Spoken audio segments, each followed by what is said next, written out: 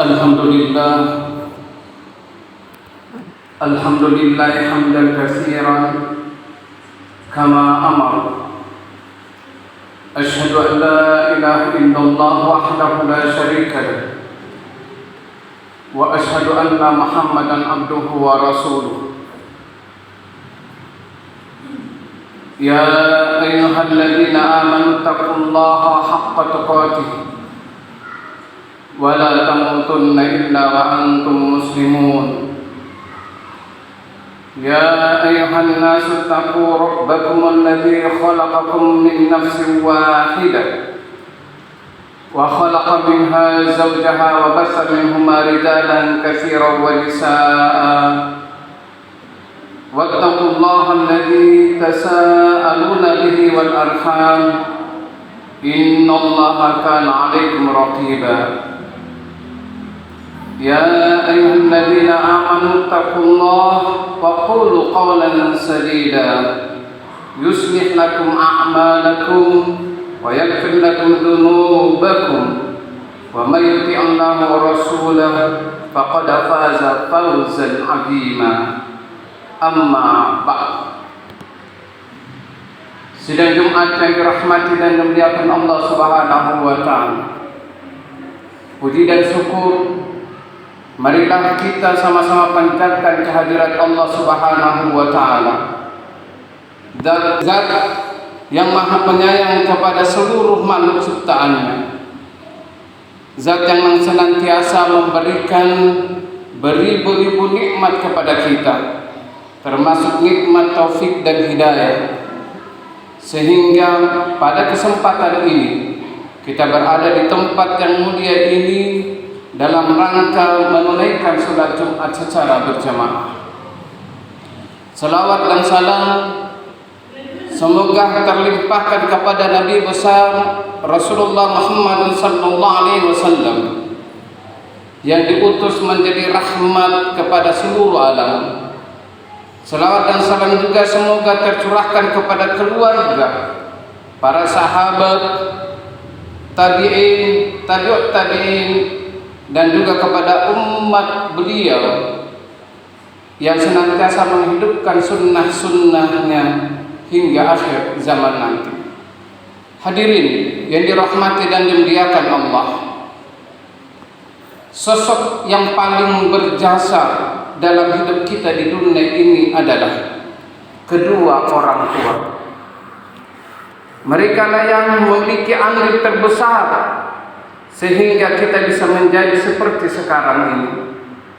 Cucuran keringat, air mata, bahkan tetesan darah telah menjadi teman dalam hidup mereka untuk membesarkan kita. Cinta dan kasih sayang mereka selalu menemani hidup kita sejak masih kecil sampai dewasa. Bahkan sampai kita memiliki keluarga, semua mereka lakukan dengan ikhlas tanpa berharap untuk mendapatkan balas budi dari anak-anaknya. Begitu besar kedudukan mereka di sisi Allah Subhanahu wa taala, sehingga kita diperintahkan untuk berbuat baik kepada keduanya. Kerja keras orang tua kita, pergi pagi dan pulang di sore hari untuk bekerja mencari nafkah, semua mereka lakukan agar anak-anaknya tidak kelaparan dan kehausan. Terkadang di tempat kerja mereka mendapatkan sedikit perlakuan yang kasar dan tidak menyenangkan. Namun hal itu tidak menjadikan orang tua kita patah semangat dalam bekerja demi anak-anaknya. Di beberapa kesempatan mereka berusaha menahan lapar agar anaknya bisa menikmati sesuap nasi. Bahkan jika ada makanan yang akan dimakannya, dalam suapannya terbayang akan wajah anak-anaknya, sehingga terkadang makanan itu tidak jadi untuk dimakannya dan disimpan buat anak-anak mereka di rumah nanti. Semua orang tua akan memberikan yang terbaik untuk anak-anak mereka. Maka sudah sepantasnya seorang anak untuk berbakti kepada kedua orang tuanya. Bahkan dalam Islam, berbakti kepada orang tua wajib hukumnya. Allah Subhanahu wa taala berfirman, "Wa wassayna al-insana biwalidayhi hamalathu ummuhu wahnan ala wahnin wa fisaluhu fi amaini an ishkur li wa liwalidayk ilayyal masir." Dan kami perintahkan kepada manusia berbuat baik kepada dua orang ibu bapaknya. Ibunya telah mengandungnya dalam keadaan lemah yang bertambah-tambah dan menyapihnya 2 tahun. Bersyukurlah kepadaku dan kepada kedua orang ibu bapakmu.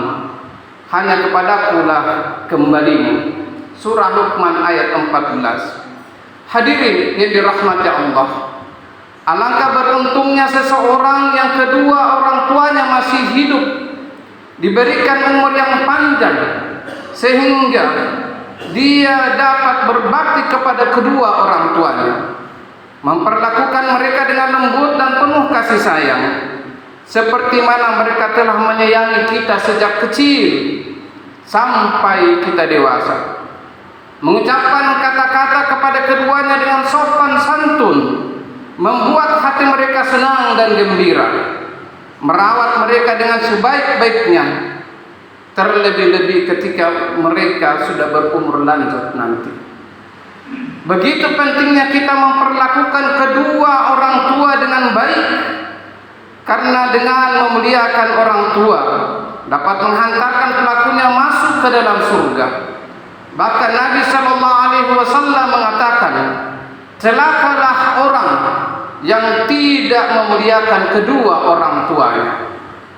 Hadirin yang dirahmati Allah, jika kita ingin mendapatkan keridhaan Allah, maka salah satu jalan terbaik adalah dengan memperlakukan kedua orang tua dengan perlakuan sebaik mungkin.